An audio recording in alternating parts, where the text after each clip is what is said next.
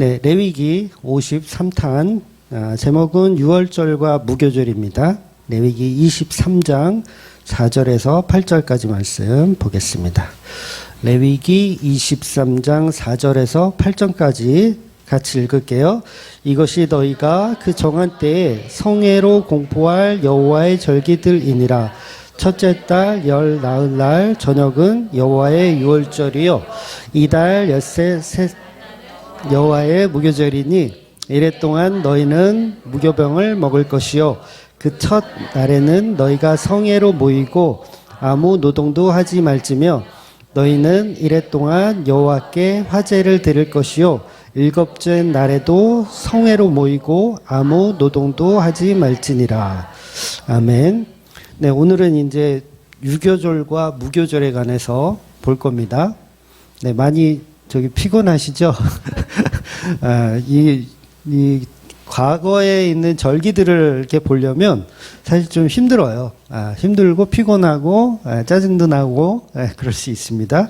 그럼에도 불구하고 성경은 기록되어 있으니까 건너뛸 수가 없어요. 우리가 출애굽기에서 사실은 다 봤거든요. 유월절, 무교절, 출애굽기에서 사실 다 봤어요. 그래서 이걸 건너뛸까 하다가 그럼 언제 했지? 보니까 한 몇 달 전에 한 것 같은데 벌써 그 유월절하고 무교절 설교를 한 지가 3년이 넘었더라고요.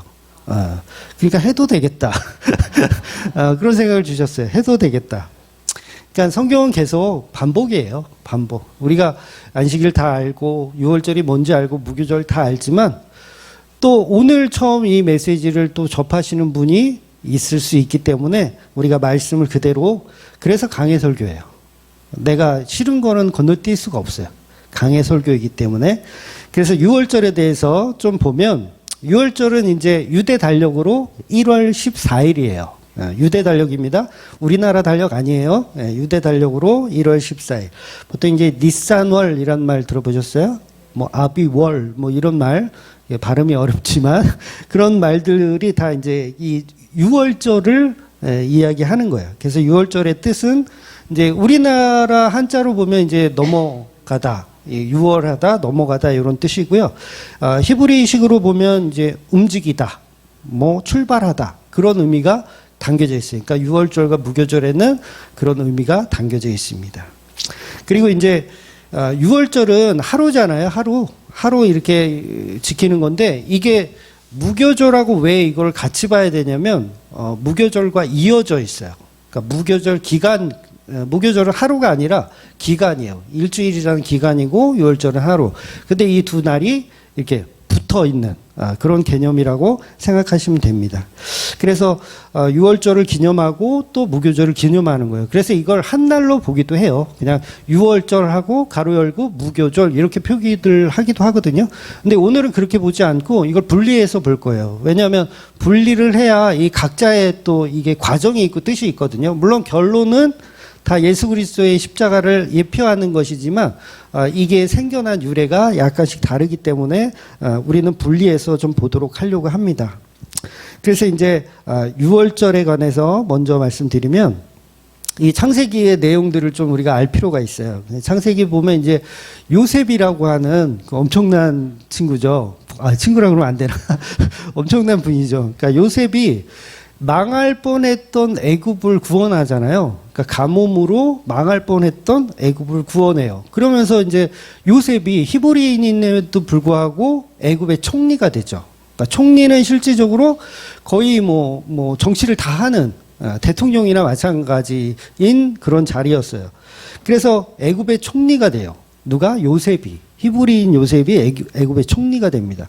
그래서 정치를 너무 잘하죠. 요셉이 너무 정치를 잘해서 애굽이란 나라가 굉장히 부강하게 됩니다.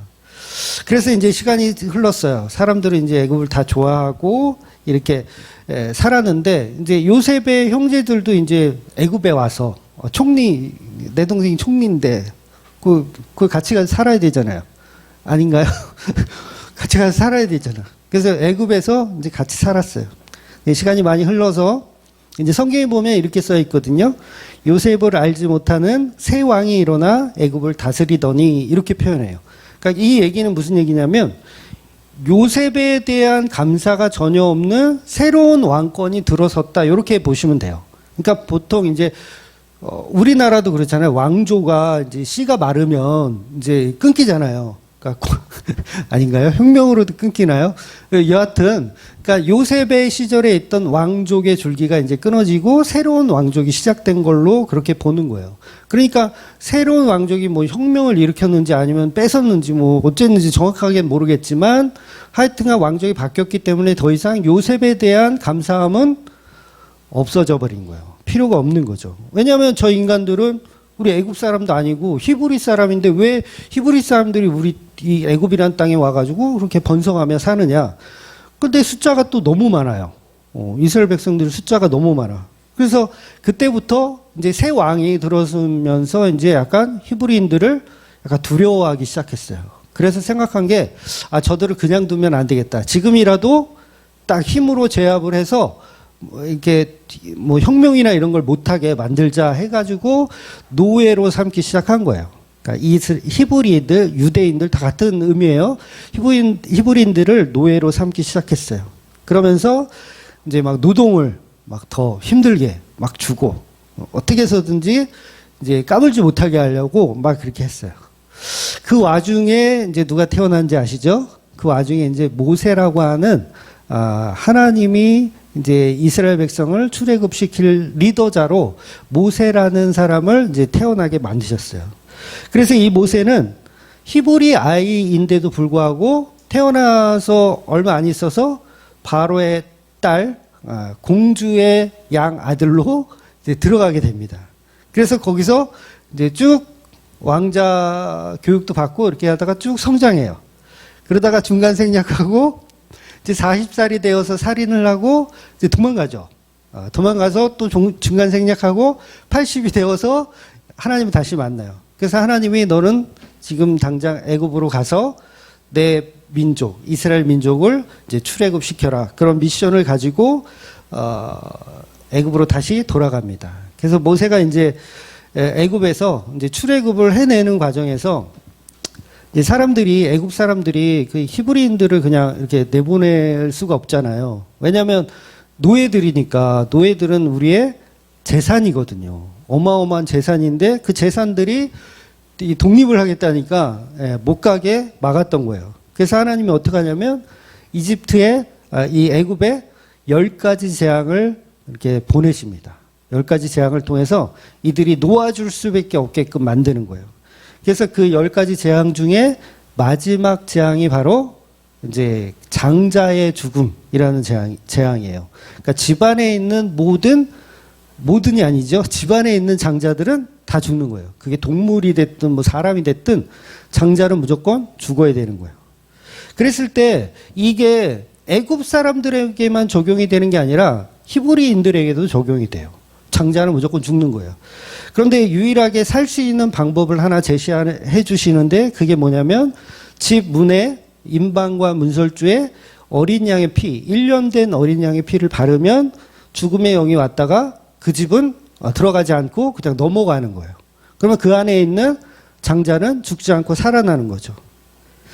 그래서 그런 넘어가다라는 의미를 가지고 유월절이라고 이제 지키는 그 절기예요. 그래서 넘어갔다. 죽음이 넘어갔다. 이 말은 어린 양의 희생으로 인해서 우리 장자가 죽어야 되는데 죽지 않고 살았다. 그래서 그것을 기념하라라고 유월절을 주신 겁니다. 그래서 출애굽하던 날 그날 밤에 양을 잡아서요. 피를 바르고 양고기를 이제 구워 먹어요. 양고기를 구워 먹고 이제 출애굽하는 그 날을 너희들은 반드시 기억해야 된다. 이렇게 그 절기를 주신 거예요. 그래서 유대인들은 지금까지도 유월절을 가장 큰 명절로 지키고 지금도 행하고 있죠. 유대인들은. 그래서 기독교인들은 이제 유월절을 지키지는 않지만 거기에 들어있는 의미는 우리가 정확하게 알아야 된다는 거죠. 그의 핵심이 바로 어린 양 대신 예수 그리스도의 죽음으로 우리가 살 수 있게 되었다라는 의미를 갖고 있어서 그래요. 그래서 모세오경을 이렇게 한 장으로 축약을 하자면 저는 단연 유월절 사건이라고 봐요. 그러니까 모세오경을 좀 이렇게 압축을 시키자면 유월절 사건. 바로 그게 복음을 가장 잘 표현하고 있지 않았나 생각이 들어요. 그래서 어쩌면 하나님도 유월절을 반드시 지켜라고 말씀하신 이유도 아마 예수님이 가장 잘 드러난 사건이고 또 하나님이 명령하신 것이었기 때문에 그 안에 십자가라는 명백한 사실이 숨어 있기 때문이 아닌가 싶습니다. 그래서 구약의 이 말씀들을 정리하면 이게 유월절과 아주 거의 이 유월절로 다 말이 통한다라고 할 정도로 굉장히 중요한 이야기죠. 그래서 유월절 이야기는요, 매일매일 들어도 사실은 이게 지겹지가 않아야 돼요. 지겨우시죠? 지겹지가 않아야 돼요. 그래서 본문은 우리가 구원받는 것은 유월절 어린 양 대신 예수 그리스도의 십자가 피로 인해서 그 피가 구원의 문에 발라져서 그 피의 뿌림으로 인해서 우리가 구원을 받는다는 내용을 갖고 있습니다. 그래서 출애굽기 12장 14절에 보면 이날을 기념하여 여호와의 절기로 삼아 영원한 규례로 지키라 말씀하셨어요. 그러니까 영원한 규례예요. 영원한. 그래서 지금도 이렇게 우리는 영원한 규례로 지키고 있어야 돼요. 영원한 규례로. 그래서 하나님의 교회죠. 하나님의 교회는 아직도 유월절을 지키죠. 훌륭해요? 안 훌륭해요? 훌륭하다고 해야지.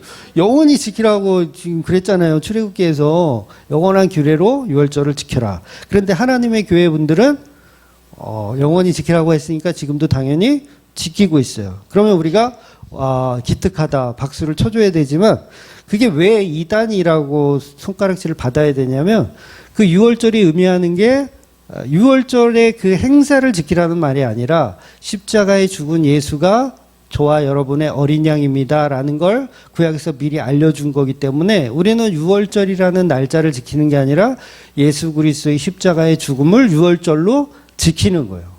그러니까 예수님의 십자가를 지키는 것이고 영원한 유월절을 지키는 방법이라는 거죠.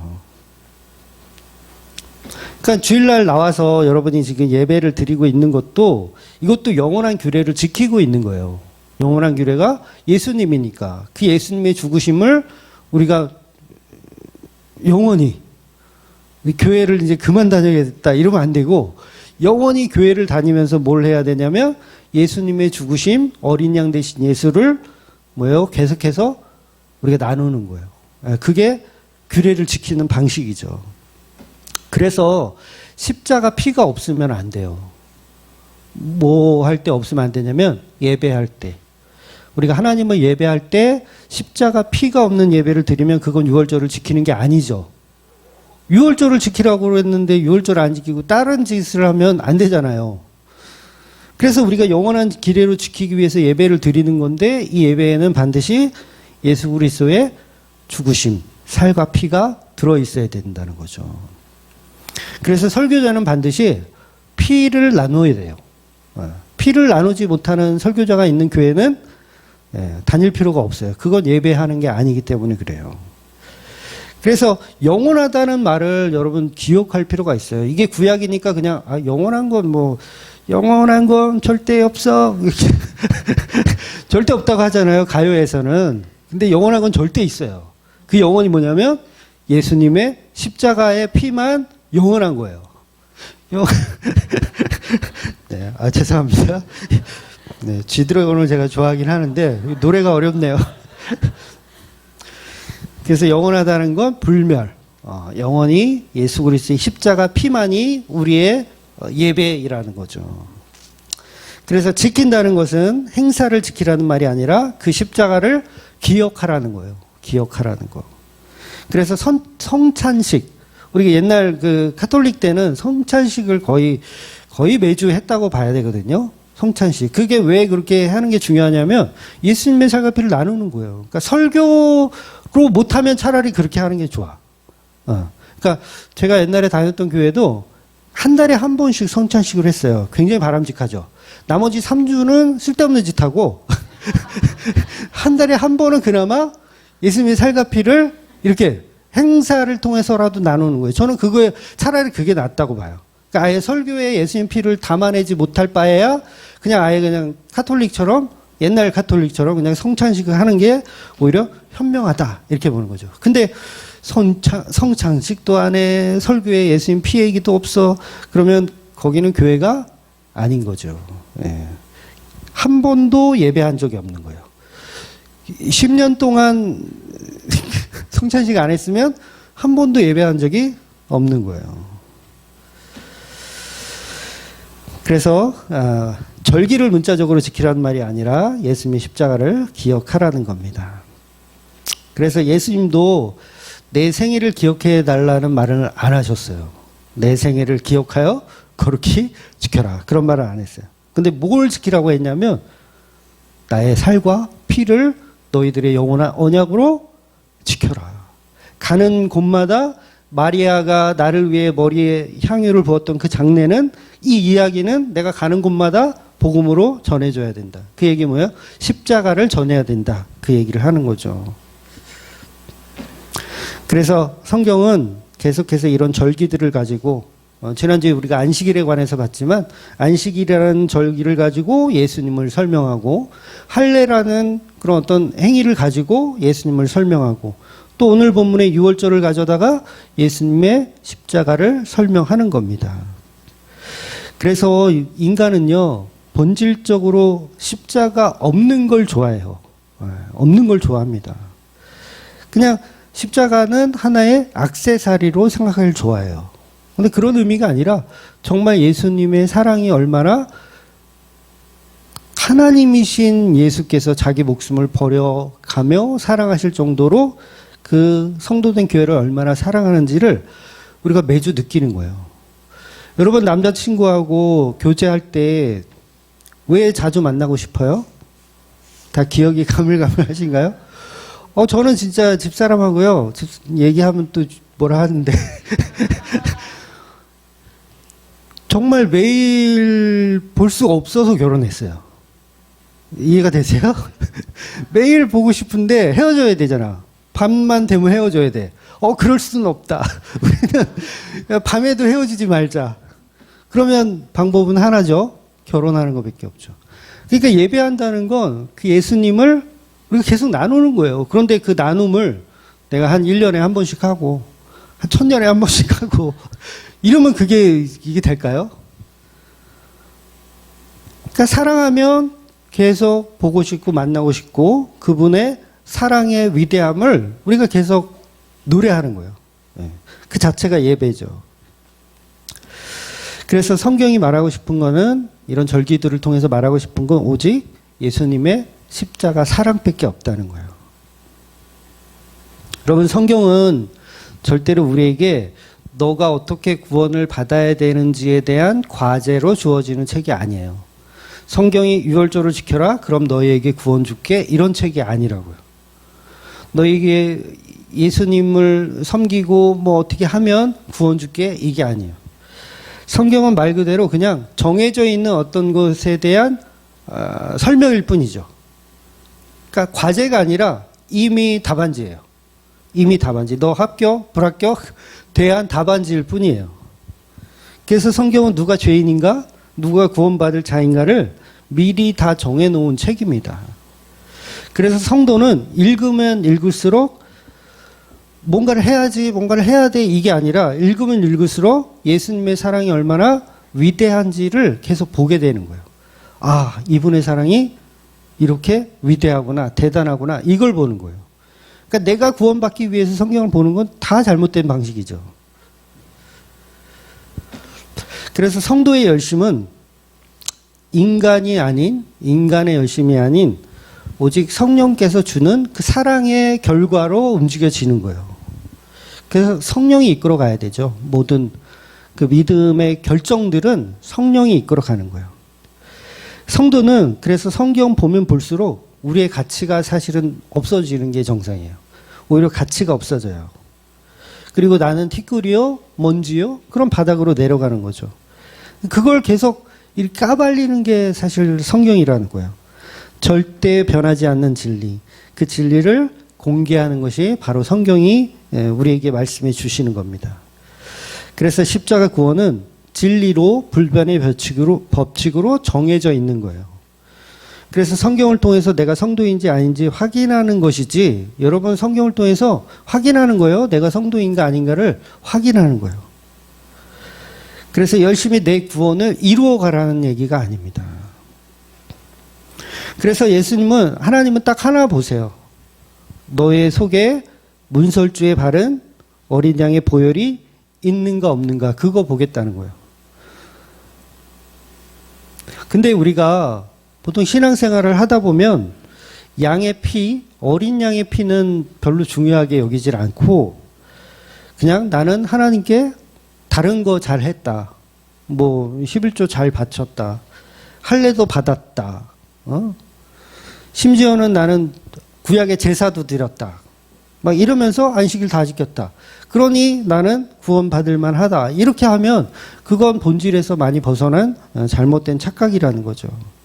근데 하나님 무조건 됐으니까 어린 양의 피가 있냐 없냐 그걸 보겠다는 거예요. 그래서 저와 여러분의 삶에도 십자가 피가 없으면 모든 것이 헛된 삶이에요. 잘못 살으셨고요. 정말 다시 사셔야 돼요. 예수님의 피가 여러분 안에 없다면. 그래서 우리 인생에서 가장 중요한 것은요, 십자가의 피에 젖어 있는가, 그것만 보겠다는 거예요. 근데 우리는 너무 십자가에 관심이 없어요. 그냥 교회 나와서도 내 사업 잘 되는 거, 내 직장 잘 되는 거, 내 가정이 잘 되는 거, 그것만 보고 있으면 그거는 교회가 아니라는 거죠.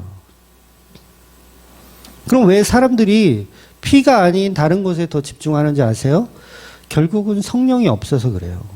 성령이 없어요. 성령은 오직 그 십자가에 죽으신 예수만 설명하는데 우리는 계속 다른 것을 보기 원하고 다른 것에 투정합니다. 그러니까 성령 받는 내용들은 이미 성경에 여러 군데 나와 있죠. 요한복음만 보더라도 예수님께서 성령 받으라 이렇게까지 구체적으로 말씀하셨어요. 그래서 기독교는 다른 어떤 적용이 없습니다. 그냥 십자가를 믿는, 십자가에 죽은 예수를 믿는 것 말고는 다른 적용이 없어요.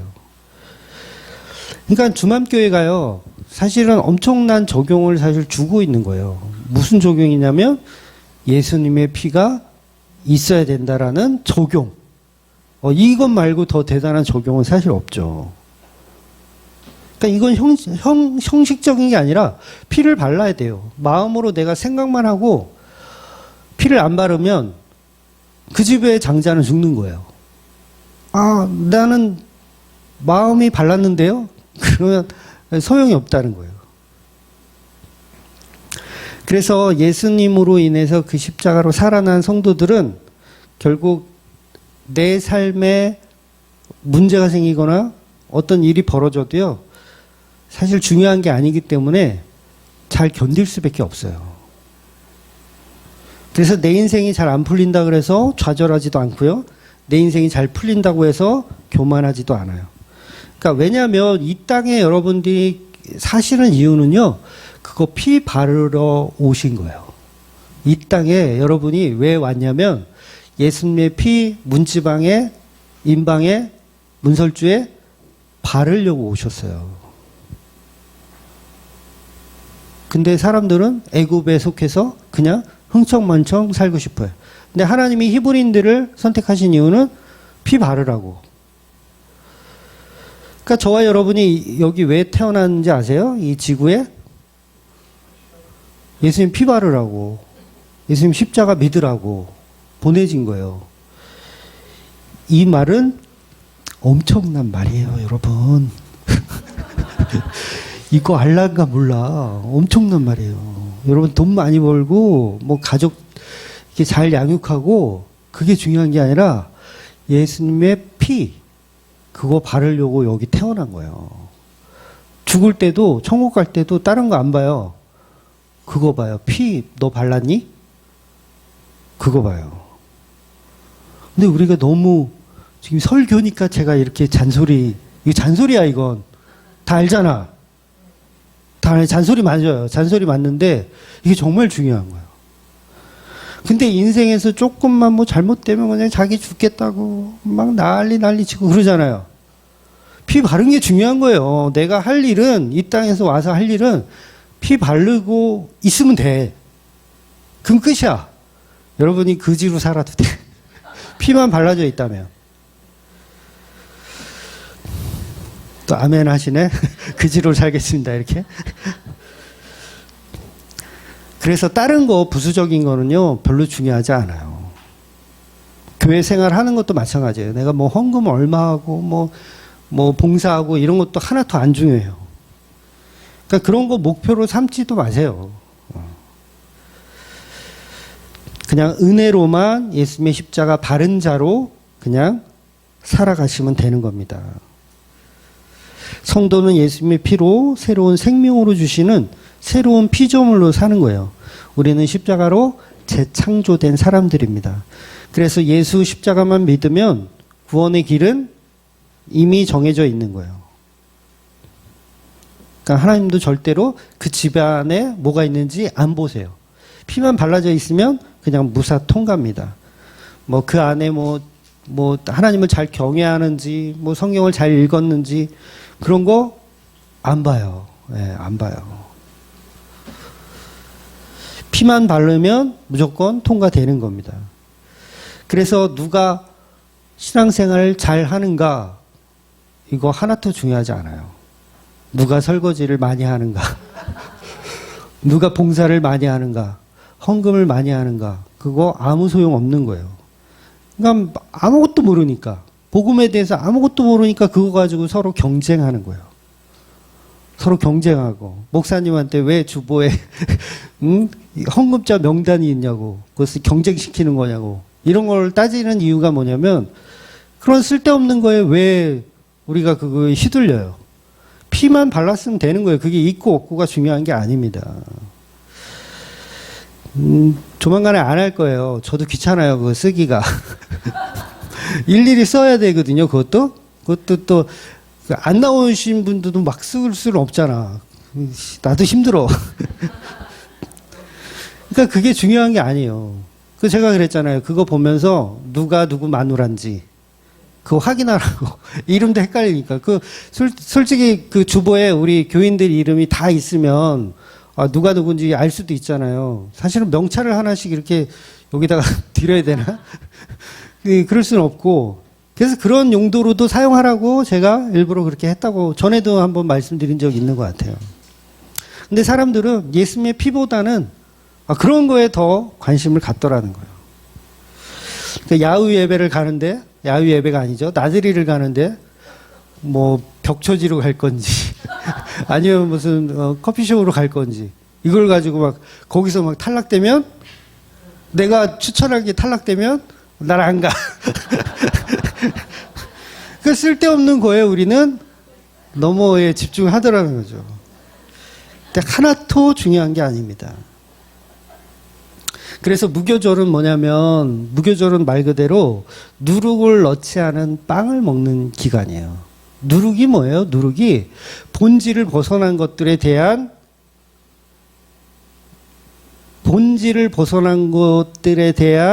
노력과 수고예요. 그러니까 예수님의 피가 아닌 본질을 벗어난 거에 대한 노력과 수고가 다 누룩이라는 거예요. 그러니까 그거 가지고 누가 잘났니? 누가 훌륭하니? 이렇게 따질 필요가 없는 거죠. 그래서 유대인들은 이 빵을 먹을 때 항상 누룩을 넣어서 먹어요. 누룩을 넣으면 누룩 아시죠? 이스트 빵 전문가도 계신데 빵 맛있게 만드는 거. 그래서 이 누룩을 넣은 거를 유교병이라고 하고요. 누룩을 넣지 않은 걸 무교병이라 그래요. 그래서 무교절이란 누룩을 넣지 않은 빵을 먹는 기간 이렇게 이해하시면 됩니다. 그래서 출애굽기에서 이제 출애굽을 하고 이제 나올 때 이제 먹을 것이 없으니까 도시락을 싸야 되잖아요. 그래서 도시락을 싼 거예요. 뭘로? 누룩이 들어가지 않은 빵으로 도시락을 챙겨가지고 나온다는 개념이에요. 그런데 왜 누룩을 넣지 않느냐면 누룩을 넣게 되면 빵이 금방 상해버립니다. 그래서 빵이 상하지 않도록 이제 그 누룩을 넣지 않은 빵을 가지고 출애굽해서 나오는 거예요. 그래서 무교절은 정확하게 14일 저녁부터 6월절이죠. 그날부터 시작해서 21일 저녁까지 정확하게는 일주일이지만 8일이에요. 이 6월절까지 포함을 하면 8일입니다. 그래서 8이라는 숫자는 이제 재창조의 숫자라 그랬죠. 재창조의 숫자, 할례의 숫자. 이렇게 표현하고 있는 겁니다. 그래서 너희들은 이제 출애굽과 동시에 새롭게 태어난 뭐를 통해서 6월절 어린 양을 통해서 새롭게 태어난 존재들이다라는 것을 의미하는 게 이제 6월절과 무교절입니다. 그래서 이 누룩을 넣지 않는 빵이라는 것은 이제 누룩은 이제 효소 그걸 무슨 균이라고 하죠. 균. 그 좋은 균인데 아무튼 곰팡이균. 곰팡이균인데 곰팡이균에서도 좋은 균이 있고 나쁜 균이 있다 그랬잖아요. 그러니까 좋은 균이라고 생각하시면 됩니다. 그래서 좋은 균이 들어가면 음식을 이제 맛있게 숙성을 시키죠. 그래서 숙성시켜서 먹으면 사실 음식이 다 맛있잖아요. 맛있죠. 우리가 요새 애들은 치즈를 그렇게 좋아하더라고요. 저 때는 치즈 같은 게 별로 없었는데 요새는 뭐 치킨도 치즈, 뭐 햄버거도 치즈, 다 치즈 맛이 다 있더라고요. 떡볶이도 치즈. 그 로제 떡볶이라고 하나요? 뭐 치즈가 들어가더라고요. 치즈도 그거잖아요. 우유를 숙성시켜서 만든 그런 제품이잖아요. 그러니까 우리나라도 이제 뭐 김치찌개, 된장찌개 이게 다 숙성된 음식들이잖아요. 숙성된 음식들. 그러니까 이스트, 누룩이 들어가지 않으면 빵이 딱딱하고 맛이 없어요. 먹기가 아주 안 좋아요. 그러니까 뭐죠? 이거 성찬식 할 때 어느 교회는 이제 정말 옛날 과거에 누룩이 들어가지 않은 빵을 재현한다 그래서 그렇게 만들어 가지고 이제 했어. 근데 이 딱딱한 건 둘째치고 질겨서 먹을 수가 없어요. 질겨서. 아니면 그분이 이제 음식을 잘 못하시던가. 그래서 이 누룩이 들어가지 않은 떡을 이제 일주일간 이제 먹게 되는 그 기간을 무교정이라 하는 거예요. 그래서 상하지 않는 거, 상하지 않는다. 누룩이 들어가지 않으면 상하지 않는다. 그래서 군대에서도 여러분 건빵을 먹잖아요. 건빵을 먹는 이유가 뭔지 아세요? 상하지 않기 때문에 건빵은 그냥 몇 달을 들고 있어도 상하지 않는다 그래요. 그래서 여러분 통조림이 전쟁 때문에 만들어진 음식인 거 아시죠? 원래는 통조림 같은 게 없었는데 이 음식을 어떻게 해야 오래 보관할까 해서 생각하는 게 통조림이었다고 해요. 누룩이 들어간 건 유교병, 안 들어간 건 무교병.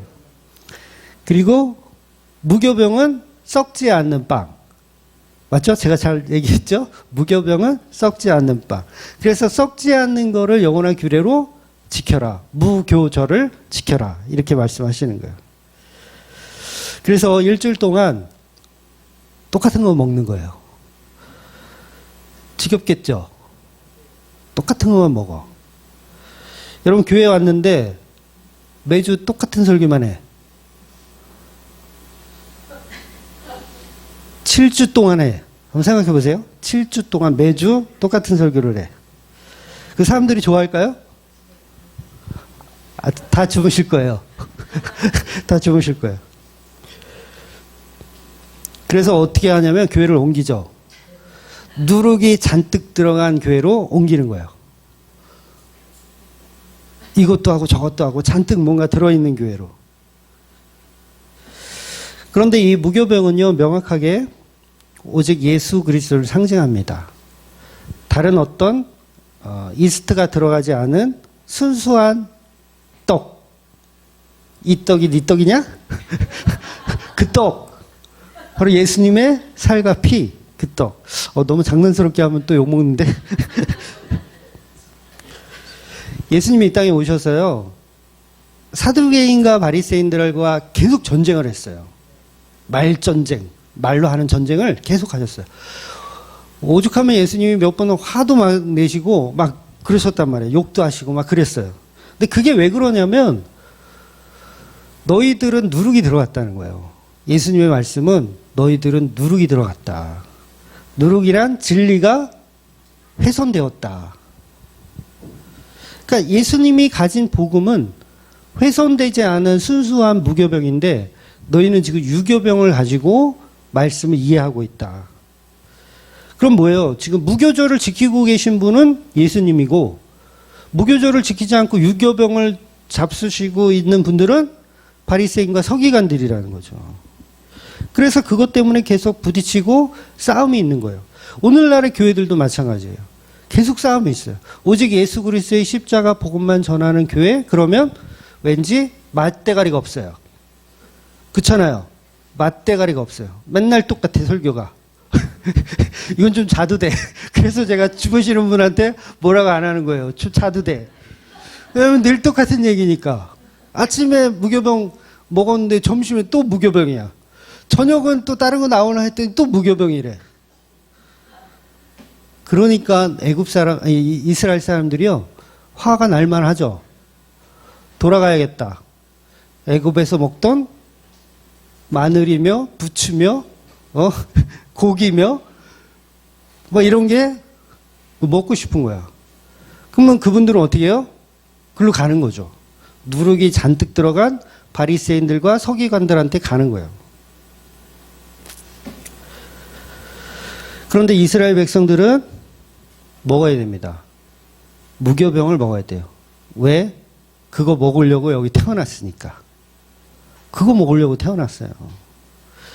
유월절 어린 양 고기 먹고 나와서 무교병 먹는 거예요. 둘 다 예수님의 십자가만 상징해요. 예수님 십자가 상징해서 먹다가 나왔더니 또 먹어. 그래서 오전에 예수님의 십자가 먹었더니 오후에 또 먹어. 지겨워. 다음 주 찬양 예배 하는데 또 먹는데. 지겨워. 뭔가 다른 거 먹는 줄 알았더니 결국은 설교는 똑같아.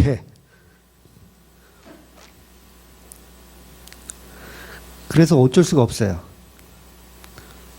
떠나실 분은 떠나세요. 이거 뭐 어떻게 막을 수가 없어. 나도 미안해. 아침에도 만나, 점심에도 만나, 저녁에도 만나 주기가 미안해. 좀 새로운 거.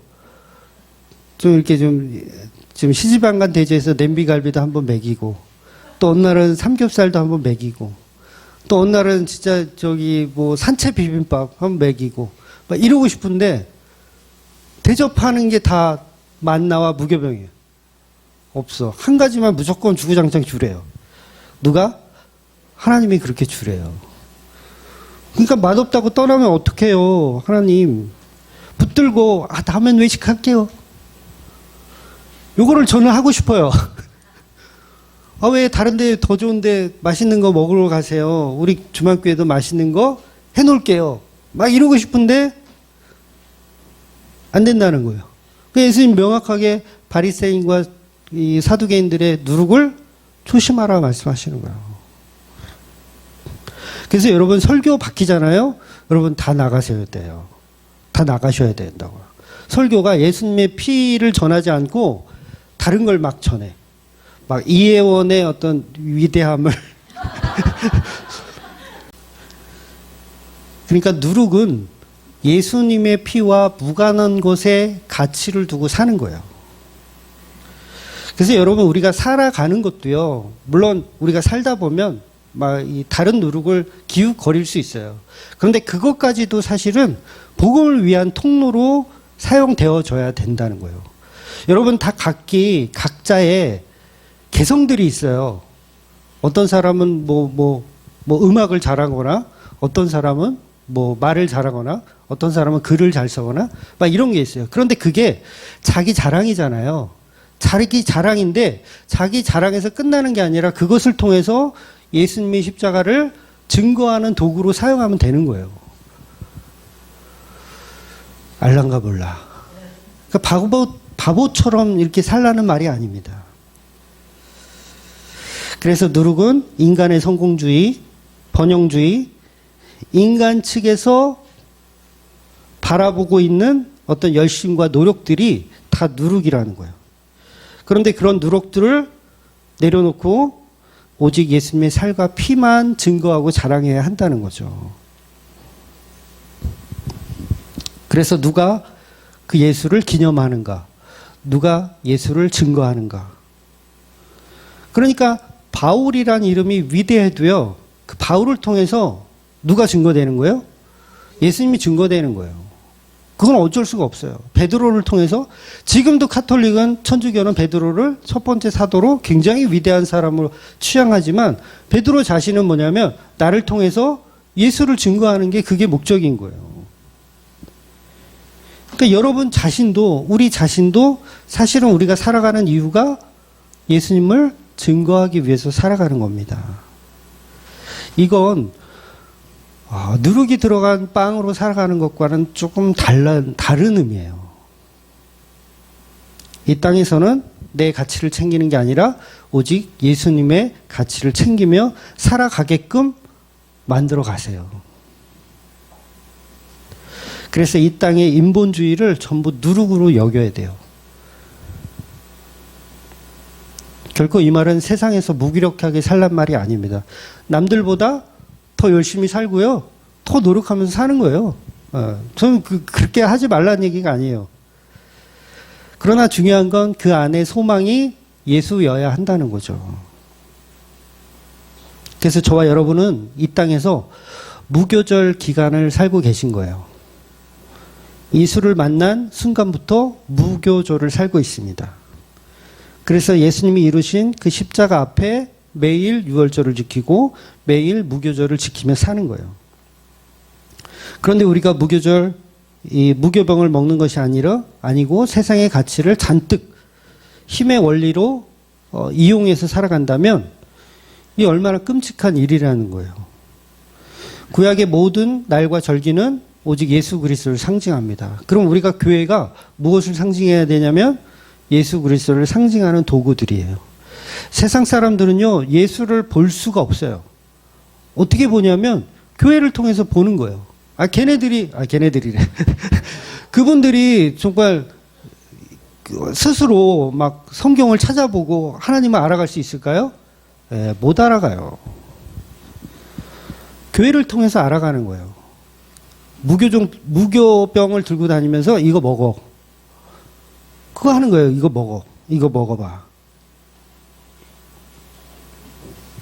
그래서 누룩 없는 맛없는 빵으로 보이고 맛없는 쓴 나물로 보이지만 결국 광야에서는 그걸 먹어야 사는 겁니다. 문 앞에 예수님의 피가 바르지 않으면 죽는 것처럼 그 예수님만 가지고 살아가는 게 저와 여러분이라는 거죠. 그래서 우리는 유월절과 무교절로 죽으신 그 예수 그리스도의 십자가만을 정말 믿음의 대상으로 삼고 살아가시는 저와 여러분이 되시기를 주의 이름으로 축원드리겠습니다. 아멘. 기도하겠습니다.